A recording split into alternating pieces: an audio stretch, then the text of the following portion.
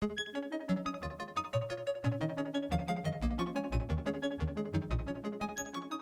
guys, in today's video I'm going to show you how I made this Grogu cake.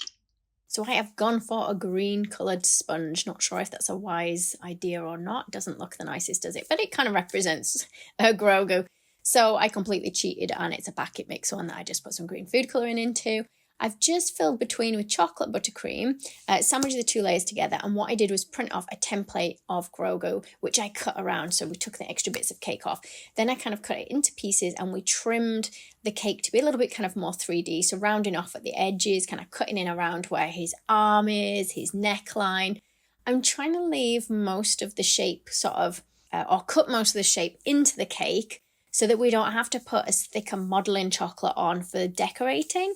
Sometimes, depending on what I'm doing, I will cut the cake almost to the exact shape if I can, or other times I will cut the cake to a rough shape and then I'll kind of bulk it out and change the shape a little bit with the modelling chocolate. But yeah, for this one, doing the best I can to get it right. Once it's done, I'm going to cover it in a layer of chocolate ganache. Again, trying to get it sort of fairly smooth if I can. I guess because it's fabric on his body, if it's not really smooth, it's not going to matter quite as much. I usually have to give it more than one layer. You can just see Richard filming me in the corner for the TikTok video that this was for. So it actually was made for, Disney asked for it for the launch of the new trailer for Mandalorian and Grogu.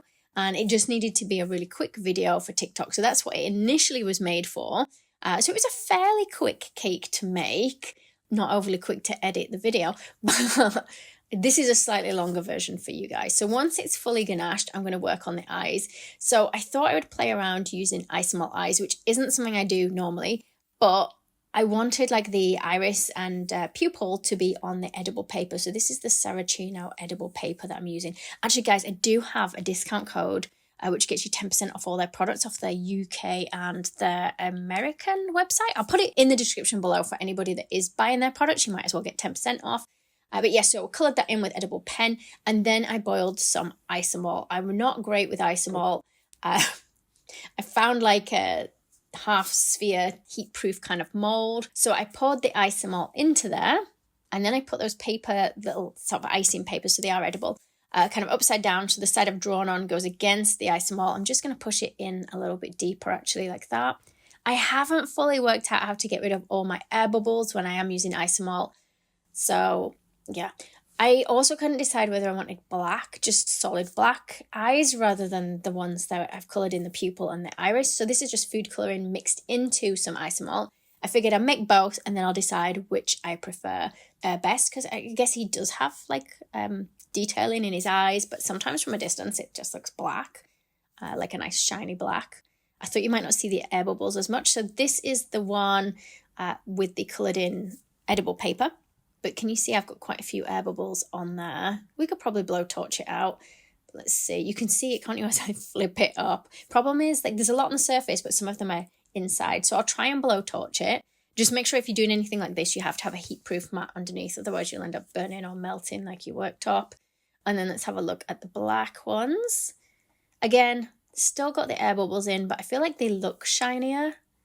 Oh, decisions, I'm not sure which one we should use. Let me know actually below if you've had much experience with using isomalt. I haven't. I've done the odd bit, but not much.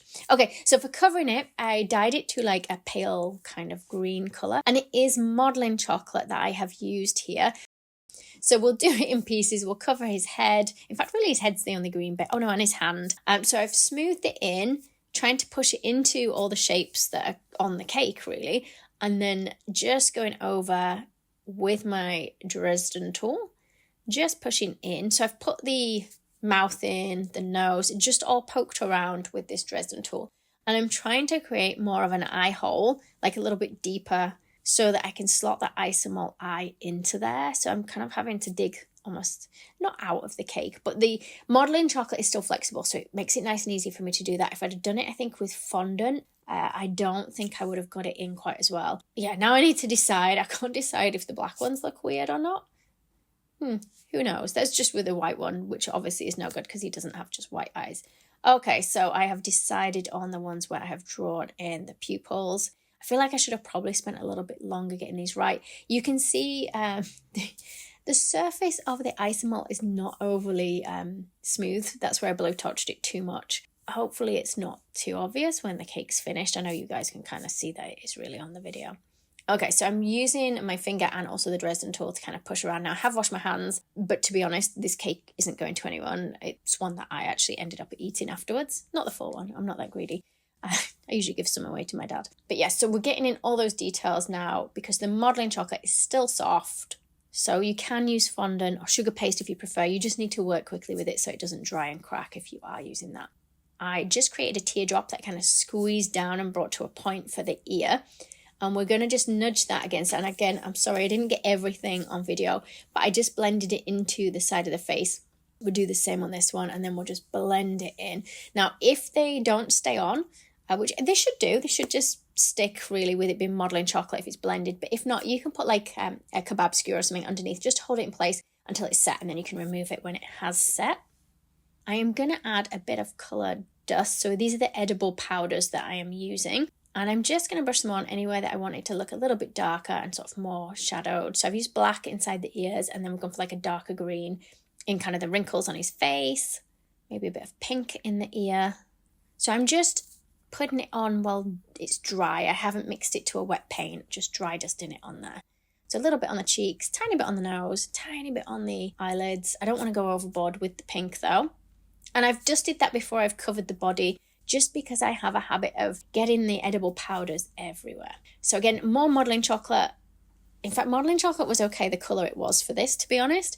And then we're going to push it into all those creases and cracks. Now, you can see I've gone a bit too kind of far in the sleeve, but when we put the hand on, that will cover up where kind of you can see the chocolate ganache protruding. So I've used a texture mat. I think it's for texturing basketballs, maybe, I'm not sure. But I just thought that would do for giving him some kind of fabric effect. And then we've just put some lines in with a stitching wheel and the pointy end of my Dresden tool. I'll add a couple of little pieces just up near his neck. In fact, we'll thicken up that collar bit.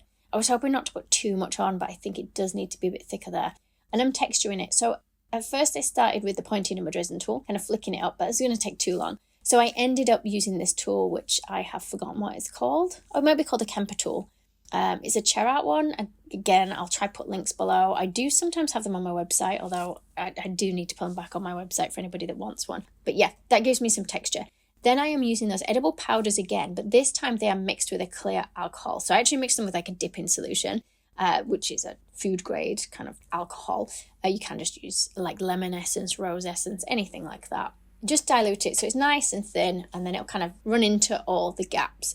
Then slightly bigger piece of modelling paste for the hand, and I've just kind of squeezed this to shape, squeezing out sort of 3 fingers. I think he has 3 fingers. I could have got this wrong.